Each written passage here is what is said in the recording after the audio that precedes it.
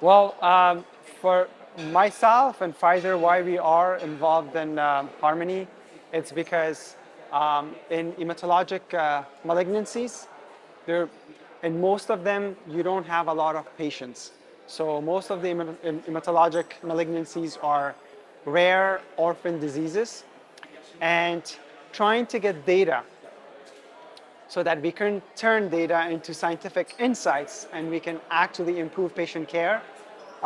Because of the size of the populations are small, it's very, very difficult. Having a little bit of data from here, having a little bit of data from there. Of course, there are clinical trials which take time, but if we can count on the, the collective power of everyone submitting data and pooling data into Harmony, that is really amazing. So for example, we see in Harmony for a disease, hematologic malignancy like AML, there's 15,000 patients.